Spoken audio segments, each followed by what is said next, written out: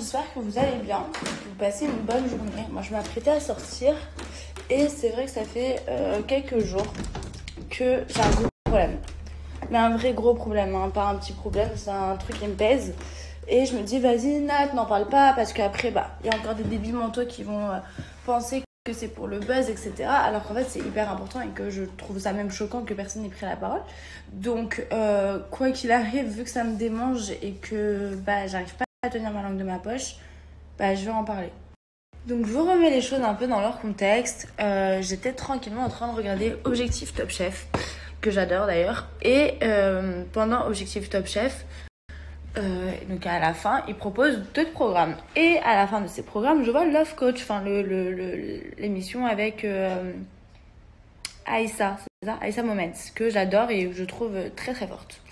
Donc il se passe les épisodes et tout. Et puis le premier épisode qu'on me propose, c'est Ilan. Forcément, je passe et du coup, je vois Julien Guirado. Et moi, curieuse comme je suis, je me dis mais c'est ouf.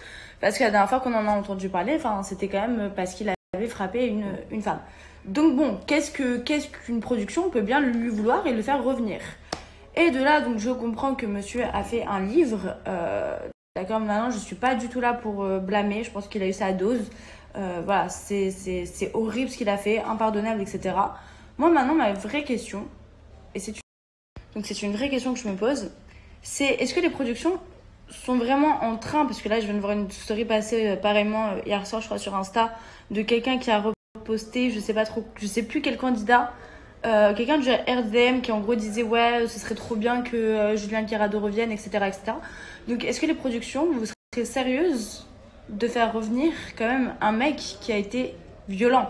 Parce que je cite quand même que de base quand on fait de la télé-réalité, notre casier judiciaire doit être vierge, je tiens à le souligner, et que les violences sont interdites.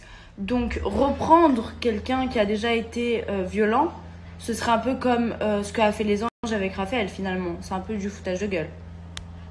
Et puis je me suis même mis à la place de Marine et je me suis dit mais imaginez 2 secondes les meufs, imaginez 2 secondes. Vous sortez avec un mec qui vous a détruite, ok, aussi bien psychologiquement que physiquement, qui vous a humilié, et je pense qu'on ne connaît pas tout ça. Enfin, on ne sait pas ce qui s'est passé dans leur couple. Tout ce qu'on peut savoir, c'est que ça a été certainement très très dur pour elle, comme pour lui, hein, j'imagine. Mais de la manière dont il a banalisé ça, bref, choqué. Genre, à un moment donné, tu peux pas passer ça sous c'est une relation amoureuse qui a un peu parti en couille au final, parce que c'est pas du tout le cas.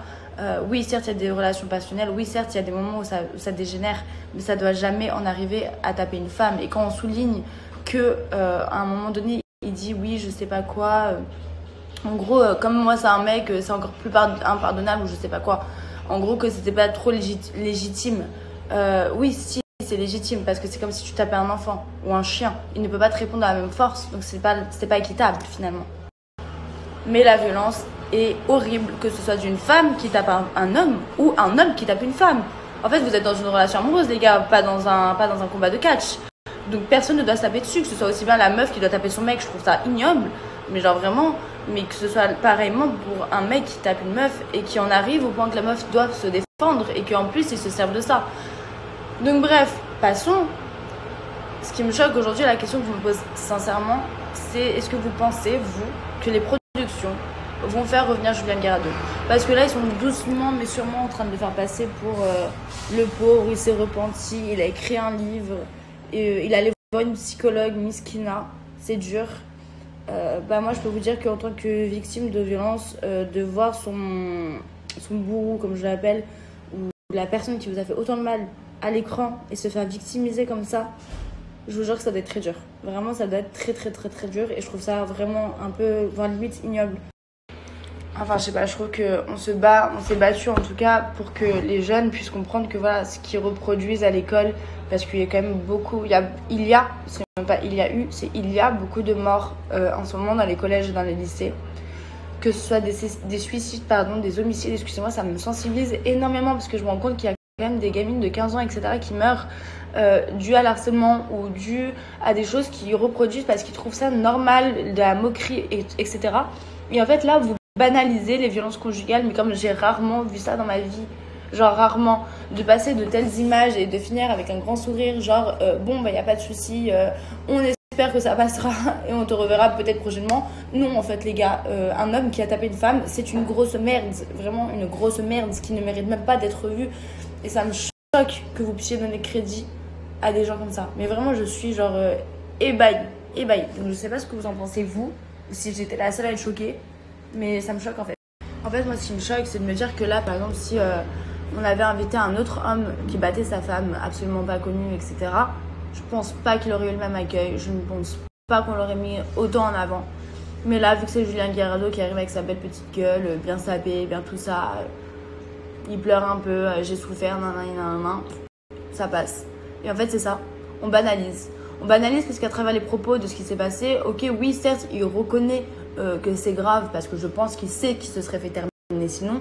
Mais excusez-moi de vous dire que je trouve qu'il relativise beaucoup, il minimise beaucoup et il repartage quand même beaucoup les fautes. Donc bravo, franchement chapeau. Chapeau et que les émissions de télé cautionnent ça et partagent ça. Ça prouve à quel point vous en avez absolument rien à foutre de la jeunesse qui vous regarde.